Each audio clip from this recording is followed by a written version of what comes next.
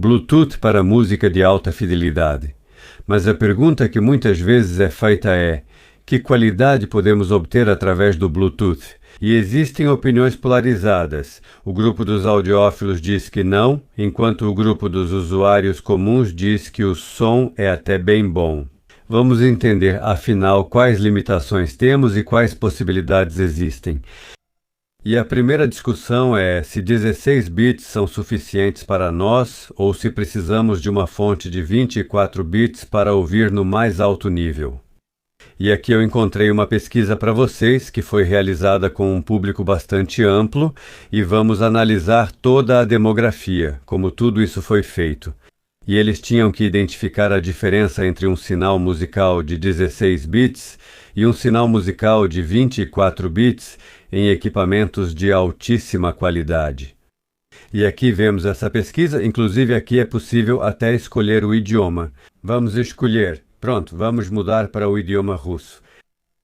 É um tradutor automático, então se houver alguma inconsistência, é por causa do tradutor. Inicialmente, essa pesquisa foi apresentada em inglês. Bem, a primeira parte é o procedimento. E o mais importante, vamos olhar os dados demográficos. Bem, como sempre, os homens se interessam por equipamentos de áudio, as mulheres pouco. Bem, tinha um pouquinho delas. Isso é por idade. E para mim, até para os negócios, isso é importante. Aqui está o público-alvo, em qual faixa etária. Se eu fizer algum marketing, esse é o meu público. Bem, em princípio pode-se dizer que é dos 30 aos 60 anos que está o público principal que se interessa por música. Bom, são perguntas diferentes. Lá havia músicos e não músicos. Músicos eram menos, pessoas comuns eram mais.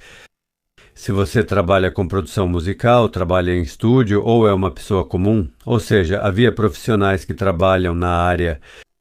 Bom, lá tinham várias perguntas sobre equipamentos. Essa também é uma pergunta interessante sobre quanto custa o seu equipamento em casa. E, em princípio, se eu trabalho com esse aqui de 500 a 1000, nessa faixa, muita gente tem equipamentos maiores, mais caros, né? Em princípio, estou no segmento certo, posso trabalhar normalmente. Mas também muita gente tem equipamentos bons em casa, né? De 1000 a 3000, aí já são equipamentos sérios. E também, bom, tem bastante gente que tem equipamentos mais caros também. Muito caros. Isso me surpreendeu, sim, existem. Já são exclusivos. Mas estavam nessa seleção. Tudo bem, há vários tipos, mas o que importa é a resposta. E depois eles colocavam para eles diferentes músicas diferentes, 24 bits e 16, e observavam como esse público respondia. Se pegarmos uma média assim, bem, elas diferem muito pouco, né? Muito pouco diferem entre as músicas. E aqui está uma imagem mais ilustrativa, mas no geral eu diria que é 50 a 50, né? Sendo que o azul é a resposta correta e o vermelho é a incorreta. Ou seja, isso significa que o áudio de 24 bits nem sempre soava melhor. Mas eu diria que eles não conseguem diferenciar, já que deram respostas tão próximas. Mesmo assim, não faria diferença se eles errassem e ainda assim conseguissem identificar. Mas aqui, na verdade, o áudio de 16 bits parece soar até melhor do que o de 24 bits. Então vermelho é a resposta errada e azul é a certa.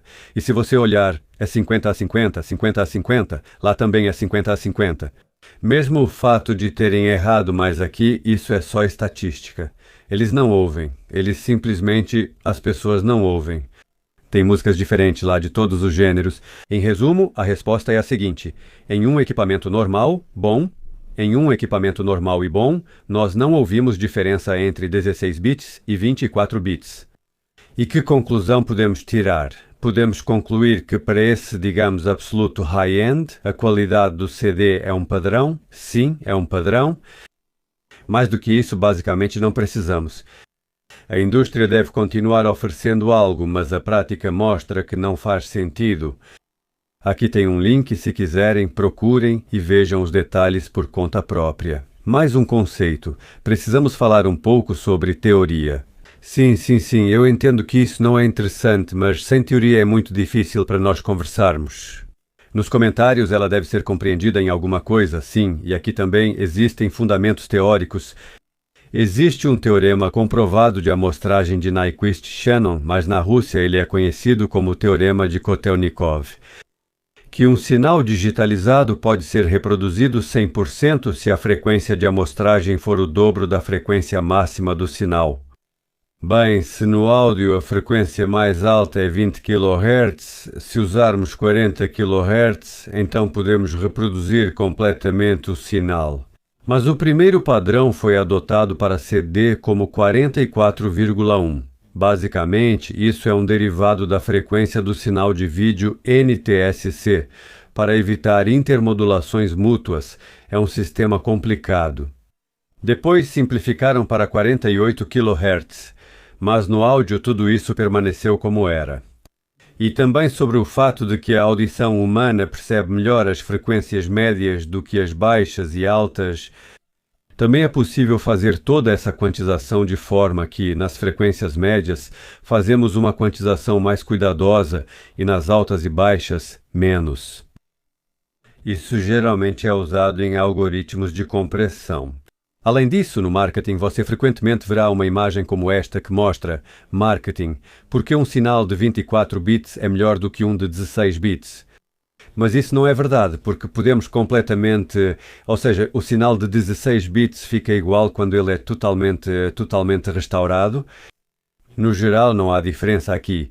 O experimento com pessoas mostrou que isso simplesmente não funciona assim. E no marketing eles mostram essa imagem para a gente não conhece a teoria e acaba caindo nessa armadilha. No geral aqui é mentira. Isso é marketing desonesto. Quando mentimos, isso é marketing desonesto. Podemos falar sobre as melhores qualidades de algo, de alguma coisa, mas aqui é mentira. Não se pode fazer assim. Então, sobre por que precisamos de uma digitalização de 20 bits, esses 16 bits restauram completamente toda a faixa dinâmica que conseguimos ouvir. Mas na gravação precisamos de uma margem extra para erros. Por exemplo, agora estou fazendo uma gravação. O que eu faço? Aqui eu diminuo propositalmente o nível de gravação, porque assim os ruídos do meu quarto ficam abaixo do limiar de gravação. E depois, como eu digitalizo meu microfone em 24 bits, eu tenho uma grande margem, posso aumentar o volume e não perco nada em comparação com 16 bits. Ou seja, isso é a faixa dinâmica. Isso é para erros. Como isso também é usado na gravação de som? Bem, por exemplo, temos uma gravação normal e de repente alguém grita.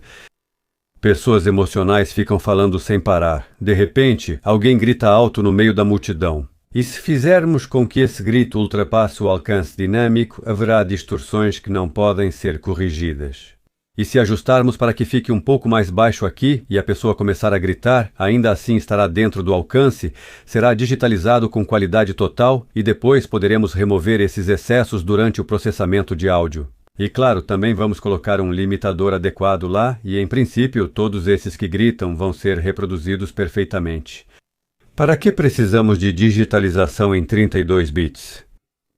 Quando fazemos um processamento digital muito complexo, vários efeitos, convertendo várias vezes para diferentes padrões, surgem erros matemáticos, e aí temos novamente uma margem de segurança. E essa gravação em 24 bits é perfeita para nós, e quando finalizamos a mixagem completa para o CD, aí sim a convertemos para 16 bits. Porque aqui o nosso sinal tem um excesso de informação e aqui ele está todo feito corretamente. E se ouvirmos um sinal processado da mesma forma em 16 bits e um sinal igualmente processado com o mesmo alcance dinâmico em 24 bits, não vamos perceber a diferença. Mais dois conceitos, arquivos PCM e WAV. Na essência, é a mesma coisa, mas os arquivos WAV contêm informações de serviço para que o equipamento identifique o que é, como é e o que precisa ser feito. Ou seja, aqui está toda a informação sobre o sinal de áudio não comprimido em formato digital, e o WAV ainda coloca isso em uma espécie de invólucro. Lá tem o endereço para onde enviar e para qual equipamento. Em princípio, em termos de qualidade, é a mesma coisa. Bom, aqui isso é explicado em detalhes, você pode pausar e ler. Mais um conceito: compressão sem perdas.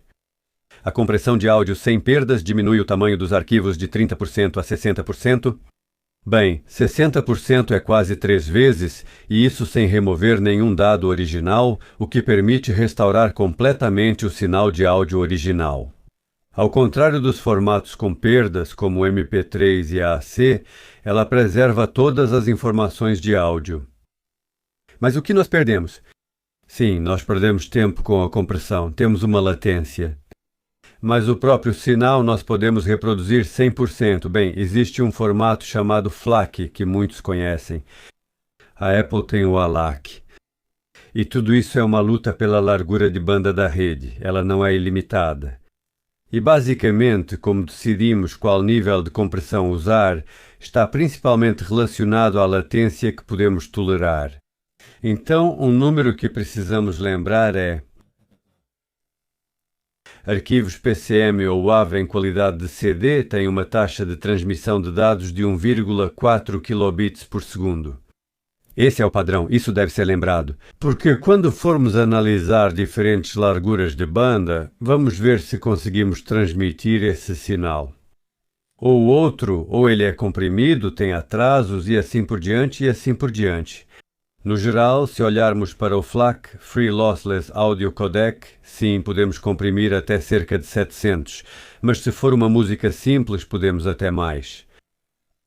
Mas como funcionam esses algoritmos de compressão que não perdem dados? Quando captamos os sinais, fazemos isso muito rápido. Nós, da primeira vez que captamos há todo o volume de informação, mas em uma pequena fração de tempo ele mudou um pouco. E então subtraímos do próximo sinal o anterior, obtemos a mudança e transmitimos e codificamos apenas a mudança. Mas quando formos reproduzir, eles sabem que o próximo, a cada nova leitura, precisamos somar essa diferença ao valor anterior e assim obtemos o sinal completo. Mas esse processamento digital leva um certo tempo. Nós colocamos o sinal em um buffer, depois um processador bastante potente o analisa e com um atraso já entrega o sinal comprimido. Esse atraso é o preço que pagamos pela transmissão dos dados. Mas a qualidade do som não se perde durante a reprodução. Outro conceito é a transcodificação. Isso significa converter um padrão em outro. Portanto, a terminologia correta em russo é transcodificação digital de áudio. E então nós convertemos, sei lá, o AV para MP3 FLAC para AAC ou MP3 para AAC, enfim, para qualquer um que quisermos. Mas aqui tem uma observação muito importante, precisamos saber exatamente o que isso significa. Ao recodificar o áudio, geralmente ocorre a decodificação do arquivo original para um formato intermediário não compactado, PCM, modulação por código de pulsos, e depois é feita a codificação para o formato de destino. Embora o PCM em si seja um método de codificação de áudio bruto, no contexto da recodificação ele atua como uma etapa intermediária não compactada. Mas o que é importante aqui? Se comprimirmos em MP3, perdemos informações. E depois nós a descompactamos de qualquer jeito. Esse PCM, modulação por código de pulsos, a informação já foi perdida. E quando comprimimos em MP3 pela segunda vez, podemos converter para FLAC. Sim, podemos, mas já com perdas, então o FLAC já não será sem perdas. E se convertermos MP3 para AAC ou para o algoritmo que existe no Bluetooth, teremos perdas ainda mais sérias. Ou seja, se fizermos recodificação, o som sempre vai ficar ruim. Por exemplo, o próprio MP3, se comprimirmos a partir de um CD, ele soa cerca de 95% igual ao CD, mas é muito difícil notar a diferença. Ou seja, MP3 também pode ser ouvido e as perdas são relativamente pequenas, realmente pequenas. Bem, é preciso prestar muita atenção para conseguir ouvir essas perdas, mas na recodificação aí fica tudo uma bagunça. E você vê quantas modificações diferentes de formatos existem aqui. O Spotify tinha aquele OGGV, né? Também soava normal, mas se recodificar vai ficar ruim. Depois existem diferentes padrões aqui, como Orbit, Spotify, AAC e Bluetooth. E assim que mudamos de formato para formato, pronto. Rhyme. Então, o codec Bluetooth padrão, o USB-C, ele é bem simples, tem uma latência relativamente pequena, e ele é amplamente utilizado, não exige muita potência. Mas a qualidade que podemos obter, por exemplo, em MP3 a partir de um CD, o SBC não consegue entregar essa qualidade. Porque o MP3 exige um processador potente, muito potente, um processador. Então, ainda sobre os codecs com perdas, existem diferentes algoritmos, em princípio, todos eles usam esses. Mas, em primeiro lugar, existem alguns dados que estão abaixo do limiar da audição. Esses nós descartamos sim. Mesmo que haja esses dados, nós os descartamos imediatamente. Em segundo lugar, as pessoas têm uma característica: se houver um som alto, não ouvimos nada ao redor dele. Por exemplo, se tivermos uma batida forte no xilofone e a música ao redor for mais baixa, esse golpe mascara a música, ocorrendo de formas variadas em diferentes frequências. É como uma máscara, e também ignoramos todas as frequências já descartadas aqui. Bem, é a mesma imagem, só que com um sinal mais complexo, mas aqui, se houver um desses picos, tudo isso nós não ouvimos. Tudo é descartado nos algoritmos que trabalham com perdas. E qual é o volume de dados, por exemplo, de uma música média de uns 3 minutos e meio, né? Cerca de 80 a 100 megabytes, se não estiver comprimida? E se a gente comprimir até mesmo em MP3 a 320, podemos comprimir umas 10 vezes. E agora a gente tem uma internet mais potente, mas antes isso era muito importante. Enfim, a luta por essa compressão ainda continua.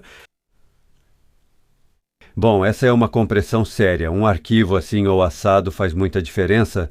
Também depende de quanto cabe no pendrive, né? E como funciona ou como são esses espectros de compressão. Aqui está o não comprimido e o comprimido. Perdemos e comprimimos tanto que nem produzimos frequências altas, acima de 16 kHz, onde quase não há música, mesmo assim. E ainda, vários dados adicionais. Aqui está o espectro real, você vê, aqui até 20 toca de forma bem densa, e aqui até 20, bom, até 18 tem muita coisa foi descartada. Mas eu posso dizer que, em primeiro lugar, muitas pessoas nem ouvem acima de 12. Tente, só os bem jovens. E também, quando tocamos diferentes instrumentos musicais, aqui... Bem, a nota mais aguda que é escrita é 4,5 kHz. Essas são todas subharmônicas de diferentes instrumentos de percussão que aparecem. Esse é o espectro superior. E, no geral, essas perdas para 90% das pessoas, digamos assim, com possibilidade de comprar equipamentos caros, já estão em uma certa idade, perto dos 40 anos, elas simplesmente não ouvem esse intervalo. Então, o áudio comprimido também podemos ouvir, e às vezes, quando precisamos escolher entre conveniência e qualidade, é totalmente aceitável, podemos ouvir tranquilamente. O MP3 de uma boa fonte soa muito bem. Existem muitos padrões. Se quiserem, leiam por conta própria, não vou gastar tempo com isso. Mas aqui tem uma tabela importante, e basicamente são esses os algoritmos usados no Bluetooth. Bluetooth sem compressão não funciona, é um problema real. A largura de banda é estreita, então precisamos comprimir. E aqui está o codec padrão, o SBC, que na verdade não é ruim. Se você comprimir a partir do original, fica muito bom. Mas, por exemplo, quando tínhamos o Spotify com compressão a 320 kHz, sim, aí havia uma perda séria. Por exemplo, o Tidal soaria muito melhor, mas agora o Spotify melhorou. Mas, no geral, veja, 97% é a faixa de ruído. Bem, se a música mais dinâmica tem uma faixa dinâmica de até 70 decibéis, a música moderna, que é comprimida, tem muito menos. No geral, todos os parâmetros estão acima do normal, mas ele é basicamente bom. Aqui está o IPTX, o algoritmo mais recente. Não posso comentar sobre ele, pois não entendo. É muito grande e deveria estar em outro lugar. Bom, talvez seja uma ordem de magnitude maior do que a harmônica. Aqui é preciso analisar, eu acho que tem algo errado aqui. Sim, se aqui está tão bom, e o IPTX veio depois, ele é mais novo, aqui deveria estar melhor. Isso eu não posso comentar, preciso dar uma olhada. Mas provavelmente o que nos interessa é o IPTX HD. É aquele que tem alta fidelidade. E a Sony também criou um algoritmo chamado LDAC. Ele tem duas opções. Uma delas funciona de forma muito confiável, mas com baixa largura de banda. Ou seja, existem certas... Ele trabalha com sinal comprimido. E quando ele trabalha em casa, em ambiente fixo, com antenas grandes, aí ele opera em toda a faixa. Mas aqui está detalhado sim. Qualidade da conexão, melhor esforço. Ele é como todos, mas se for em casa, lá em cima... Levando em conta que o FLAC, se comprimido, são 700 kilobits por segundo de transmissão de dados, isso significa que ele transmite qualquer CD em qualidade total. Nunca tive experiência com esse tipo de equipamento com FLAC, principalmente por causa das transmissões. O receptor ainda é relativamente fácil de encontrar, mas para o transmissor você precisa de um telefone especial ou algum aparelho específico. E mesmo na China é preciso procurar bastante para encontrá-los. Então, sobre essa qualidade não posso dizer nada. Bem, aqui estão todas as taxas de transmissão. E você vê que o aptX-HD pode transmitir, grosso modo, 600 megabits por segundo, enquanto o LDA aqui pode chegar a 990, quase 1 gigabit. Só precisa comprimir um pouquinho e aí tudo vai funcionar sem perdas. E todos os outros já comprimem um pouco mais.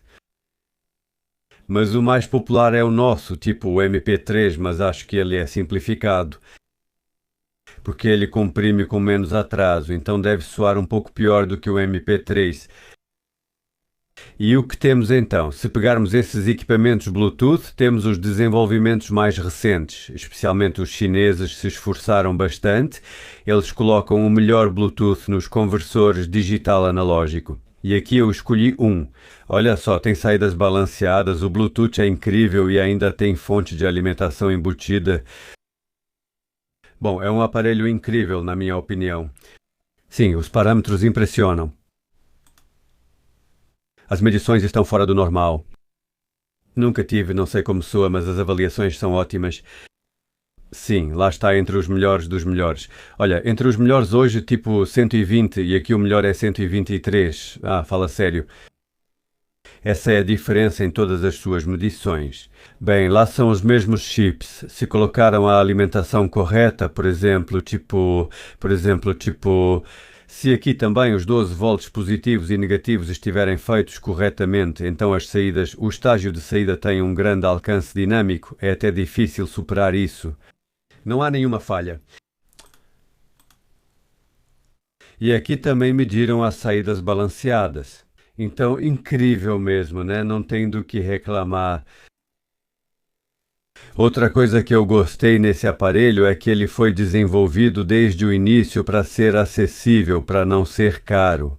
Existe uma placa robótica onde tudo está integrado. Acho que ela foi desenvolvida para o mercado europeu, porque a fonte de alimentação é embutida. Sim, isso exige certificação e há muitos pequenos detalhes envolvidos. Eu estudei seriamente um fabricante chamado Behringer. Ele é especializado em equipamentos profissionais com preço acessível e boa qualidade. Nesse aspecto não tem como superar ele, não tem como superar. E como muitos músicos iniciantes, bem, não têm muito dinheiro. Eles podem montar um kit completo do equipamento necessário para já se apresentarem no palco e gravarem. Sim, não é o melhor, mas todos começamos de algum lugar e esse nicho é grande. Prestem atenção também nos detalhes. Esse controle de volume geralmente é colocado um bem mediano nessa faixa de preço. Ele começa a chiar depois de 1 ano, mas aqui eles colocaram em uma placa separada. Você pode substituí-lo, ou até mesmo trocar por um bom controle de volume japonês, daqueles que duram para sempre. Lá o Alpsip é muito bom. Pois é. Eu pessoalmente tiro o chapéu para esses engenheiros que desenvolveram este bloco. E é assim que tem que ser feito. Se o preço for bom, essa é a abordagem certa, onde a qualidade não se perde e o preço é bom. E vencem aqueles que pensam dessa forma. E aí escreveram sobre ele, dizendo como ele é bom e blá blá blá. Bom, por $200 são águias. Não posso dizer nada. E aqui tem mais um exemplar econômico, mas tão alto, e nós vamos passar por esses modelos mais em conta, medir como e o que, porque o anterior, claro, era uma águia boa e tudo mais, mas às vezes queremos ver o que esses pequenos conseguem fazer, né? Então, em primeiro lugar, aqui temos um módulo original da Qualcomm, o que significa que tudo relacionado ao Bluetooth como tecnologia está de acordo com o padrão. Conversor digital analógico separado. E é bem bom, por sinal. Se você pegar, sei lá, 5 ou 7 anos atrás, os mais avançados conseguiam fazer o que esse pequeno chip faz hoje. Possui uma chave que alterna entre sinal externo e Bluetooth via relé. Através de um relé, ou seja, nenhum circuito eletrônico interfere entre o sinal externo e o Bluetooth. Claro, é preciso ajustar os níveis lá, mas isso é outra história. Na placa tem um regulador de tensão. Podemos colocar lá 12 volts, 16 volts. Eles até dizem até 20 volts, sim. Em geral, é uma ampla variedade de opções de alimentação que podemos usar. Também podemos alimentar via USB. Módulo pequeno, impressionante, tem de tudo. E agora vamos dar uma olhada em diferentes opções, fazer comentários sobre como elas são posicionadas. Esse Bluetooth está em todos os usos agora, até mesmo em equipamentos fixos. E vamos ver também algumas medições de diferentes aparelhos. Aquele modelo top eu não vou medir, eu não o tenho. Eu tenho outro lá, o Fosse, mas o Audio Science Review mediu. Se a gente olhar o mais top lá, custa 200 euros. E esses aqui embaixo, não sei, 15 euros, mais de 10 vezes mais barato. Por mais estranho que pareça, eles são bem parecidos. Mas aquele fixo, claro, ganha em conectividade, em tudo. Aquele aparelho fixo também corresponde ao seu preço. Então vamos dar uma olhada nos aparelhos de verdade. Eu fiz alguns investimentos aqui e comprei uma série desses aparelhos mais baratos para medições, para ver quais modelos existem. Este aqui eu comprei para usá-lo como transmissor. Ele permite configurar diferentes padrões e escolhê-los. E a principal função dele é ser um transmissor. Bem, eu comprei 2 para ver como o transmissor e o receptor iriam funcionar, mas a principal função dele, esse é meu transmissor principal, porque esses aparelhos têm um chip Qualcomm padrão, e como transmissor ele vai funcionar direitinho. Vamos posicionar esses dispositivos, todos esses são para fones de ouvido. Bom, alguns têm conexões adicionais, mas basicamente esses são para fones de ouvido e tem fonte de alimentação embutida. Bom, eu tenho alguns desses. Veremos como vão funcionar. Esse é o meu favorito. Eu gostei muito desse. Ele também tem bateria interna, pode funcionar por muito tempo e é feito justamente para transformar esses fones de ouvido padrão em fones Bluetooth sem fio. E ao mesmo tempo, a gente compra fones de ouvido relativamente baratos, coloca esse aparelhinho e ele realmente funciona muito bem, tem uma bateria grande e dura bastante.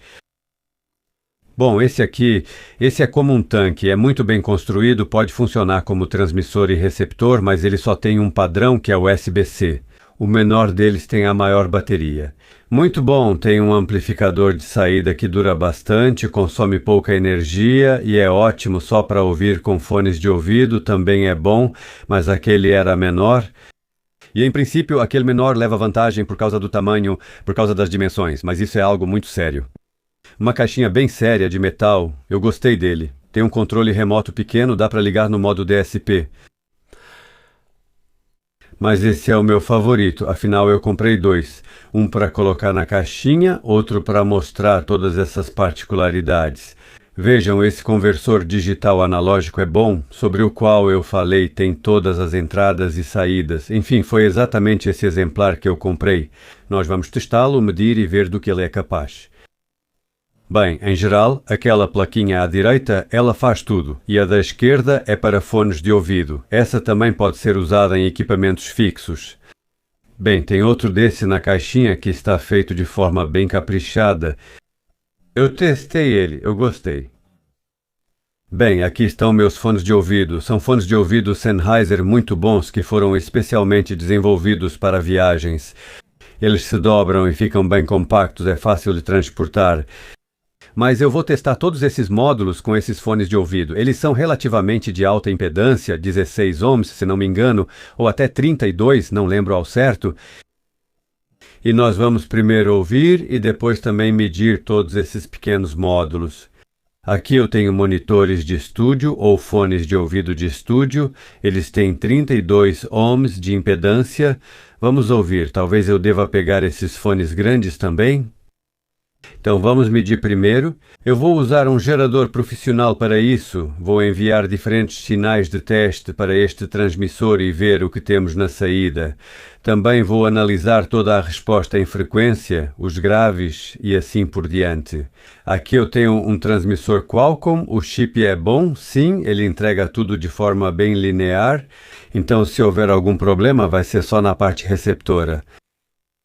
Então, primeiro vou medir o duplo do transmissor e vamos olhar no osciloscópio o que ele mostra, então conectei. O fato de ele estar se movendo, eles não têm um sinal de referência comum para sincronização. Então, eles ficam flutuando um em relação ao outro. Isso é normal. Em 1 kHz, o sinal parece estar normal. Estamos vendo 0,9 na saída. Vamos ver como ele funciona em toda a faixa. Bem, talvez caia um pouco nas frequências altas, mas no geral é quase linear eu diria. Das mais baixas, bem, pelo menos no registro superior, as mais baixas são difíceis de determinar aqui. Vamos analisar isso separadamente. Mas no geral o sinal está normal. Sim, nas altas ele funciona bem. Vamos dar uma olhada mais adiante. Agora sobre as frequências baixas. Chegamos a 400, depois 600, por aqui está normal.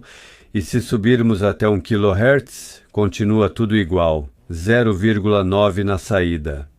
Mas vamos para esse registro mais baixo, cada vez mais baixo, mais baixo, mais baixo, mais baixo, mais baixo, mais baixo. 600 aqui, ainda mais baixo, 500. Mais 300 e ele começa a cair drasticamente em algum lugar de 500 para baixo. Enfim, o sinal vai caindo, e quando eu ouvi, esse módulo soava achatado, eu não gostei. Na verdade, ele foi projetado para o mercado asiático, e aqueles que talvez se interessassem mais lá no Oriente, os graves não são bem aceitos. Deve dominar esse registro mais agudo e ele é feito para esse público, mas para o ouvinte europeu de jeito nenhum. Enfim, eu descartei ele logo de cara. Como transmissor é excelente, mas como receptor não serve para nada. Agora vamos dar uma olhada nesse aqui que é feito como um tanque. Ele não é caro, mas é muito bem feito, na minha opinião. Vamos conferir todas as características deste exemplar específico. Olha só que beleza. Então, o que vemos? Vemos a mesma coisa que se move e que há uma segunda portadora sobre a portadora principal. Ou seja, na saída temos um amplificador classe D. Sim, na saída temos um amplificador classe D. O anterior era classe AB. Bem, ou até mesmo classe A. Aqui, em 1 kHz, temos um sinal limpo, bem definido. Mas se eu colocar, aqui eu vou colocar um filtro, certo? Limpamos e temos uma senoide maravilhosa, 0,68 volts na saída, e vamos ver em relação a essa saída, sem mudar os níveis, como ele vai funcionar. Aqui eu envio o espectro completo, e ele, reto como uma régua, absolutamente limpo, toca até 20 kHz, pela tecnologia. Bem, vamos ver o registro mais baixo. Aqui é 1 kHz, então 0,69. E vamos descer e ver como ele se comporta nas frequências mais baixas. Em 100 Hz caiu um pouquinho. Não, na verdade até aumentou um pouco, sim, aumentou um pouco. E em 50 Hz está igual a 1 kHz. E como está em 20, em 30... Mas, no geral, o caminho do sinal é linear, e é isso mesmo, quando você conecta os fones de ouvido, tudo soa perfeito. No geral, esse receptor simples, que só tem o padrão SBC, funciona perfeitamente. Eu diria que estou satisfeito com ele. Ele é barato e tudo funciona perfeitamente. Ótimo. Vamos dar uma olhada naquele com o conversor digital analógico externo, que já é assim. É outro nível, sim, é outro nível. Ele tem saídas de linha normais. Vamos ver todos os parâmetros, como ele funciona e como ele é feito. Bem, este aqui. Antena, todas as saídas, muitas conexões. Ele é ideal para vários testes e aplicações desse tipo. Pronto, conectamos. Uma senoide perfeita, nível de saída alto. Eu não mexi na entrada, então é o mesmo transmissor, mas na saída o sinal é 2 vezes maior do que o anterior. Interessante, interessante. Agora aplicamos o sweep de 20 a 20 e você vê que há uma pequena queda ali por volta de 18 kHz. Mas ninguém vai ouvir isso, a queda é pequena. Vamos olhar para o sinal retangular em 1 kHz, lá está excelente, excelente, muito bom. Em princípio ele é mostrado, no geral o intervalo é bastante linear, poucos picos, isso ainda passa pelo sem fio. Mas é um processo complicado e mesmo assim ele produz um meandro normal, normal mesmo, de verdade normal. Vamos dar uma olhada no registro inferior, o que temos lá. Em 100, em 20, bom, praticamente não muda. Em 100 também, igual a 1 kHz. Em 50 a queda é mínima, bem mínima mesmo. E em 20, vamos ver em 25. Bom, o grave cai só um pouquinho, mas vamos ser realistas.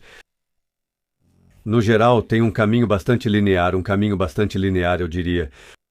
Uma queda muito pequena nos graves.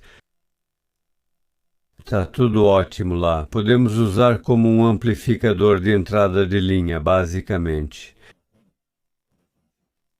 Bem, vamos dar uma olhada. Este está na caixinha. Este é o meu favorito.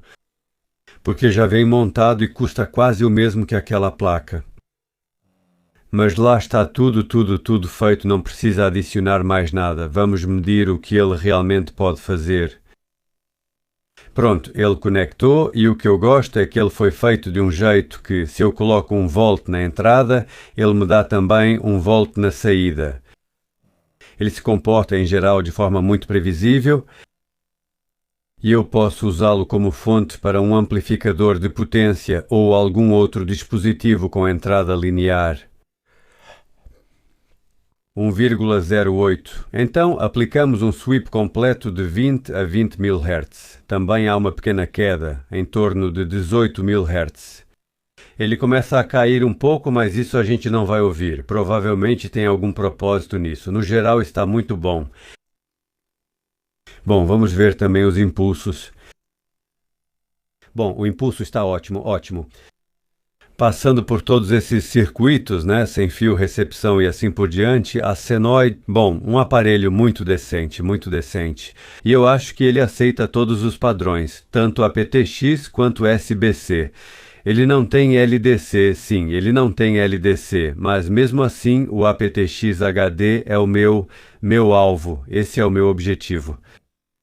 E, em princípio, veja, nos graves ele toca até 20 Hz. Bom, cai um pouquinho sim, mas só um pouco, praticamente perfeito, tomara que todo amplificador funcione tão bem assim.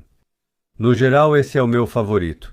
O melhor se for usar para fins como, bem, como receptor Bluetooth para algum dispositivo. Dá. Até 15 kHz ele fica no zero, absolutamente no zero, e até 18 cai ali em 1/10 de volt. Bom, praticamente ninguém vai perceber essa diferença. Funciona até 18 kHz sem problemas, sem problemas. Bom, em 20 sim, ele cai um pouquinho no final, cai um pouco, ali uns 20% sim, mas no geral o circuito até 18 é perfeito, absolutamente perfeito. Quem diria, quem diria? Bom, vamos fazer um resumo. Esse pequeno vencedor para fones de ouvido, se você modificar alguma coisa em fones de ouvido Bluetooth, esse super-homem, o quão pequeno ele é, quanto tempo ele toca, quão de qualidade é o amplificador de saída dele, fiquei empolgado. No geral, é um verdadeiro vencedor. Se você transformar fones de ouvido em algum, bem, fone Bluetooth, qualquer fone em fone Bluetooth, com certeza, Ele suporta todos os padrões, você pode até escolher e definir eles manualmente. Bem, aqueles que desenvolveram nessa área, ele é um vencedor absoluto. Muito prático de usar e pesa poucos gramas, podendo ficar pendurado. Bem, tipo, fica no fio. Tudo perfeito. O fio também pode ser colocado em um bolsinho pequeno ou algo assim. No geral, para mim, esse é o vencedor nessa categoria, entre os portáteis. Tem uma bateria bem potente para ouvir por muito tempo e tem todos os padrões, incluindo a aptX HD. Isso é bom, isso é bom. É um verdadeiro cavalo de batalha. No geral, ele soa muito bem. Como fonte para a entrada de linha do amplificador, parece que não serve, mas tem uma bateria grande. Se você precisa de algo assim, um verdadeiro cavalo de batalha para transformar seus fones de ouvido em Bluetooth, ele vai funcionar por causa da bateria grande.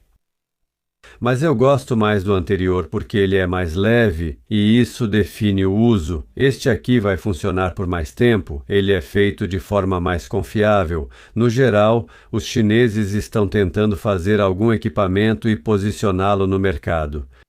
Eles fazem muitas variações, cada uma com uma ideia diferente. Este aqui é tipo um tanque, mas não tem padrões de alta capacidade de resolução. No geral, esse aptX HD soa melhor. Ele realmente soa melhor. Se a fonte for boa. Este aqui soa bem. Se, por exemplo, você for ouvir, sei lá, fala notícias, YouTube e tal, aquele maior é bom. E esses dois funcionam perfeitamente como fontes de amplificador para entrada de linha. A plaquinha é boa, mas aquele na caixinha eu gosto mais. Eu gosto mais daquele. Enfim, o vencedor nessa categoria é o que está na caixinha. Mas se você quiser comprar algo pronto, todos esses custam em torno de 15 a 20 euros. Então aquele de 200 que eu mostrei, aquele, claro, é estacionário e pode fazer tudo, Mas esses som surpreendentemente bem, Eu até testei com amplificadores de alta qualidade. Como eu disse, o conversor digital analógico embutido aqui faz diferença, e ele é pequeno, mas bom. Bem, em cada categoria há o seu vencedor. Nessa categoria, o extensor da entrada linear, este aqui precisa de alimentação externa. E em relação aos fones de ouvido, aquele pequeno ali à esquerda. Mas de modo geral, Bluetooth HD, se a fonte for lossless, soa muito bem, é difícil de diferenciar. No geral não atrapalha em nada ouvir música. Em caixas grandes o som é bom, sem ruídos. E, em princípio, eu diria que ele atende perfeitamente todas as necessidades para simplesmente ouvir música. O ponto negativo é que todos eles têm um atraso, e esse atraso não permite que a gente simplesmente assista TV ou passe o sinal pelo Bluetooth para assistir TV. Mas eu sei que na próxima versão vai ter Bluetooth com baixa latência.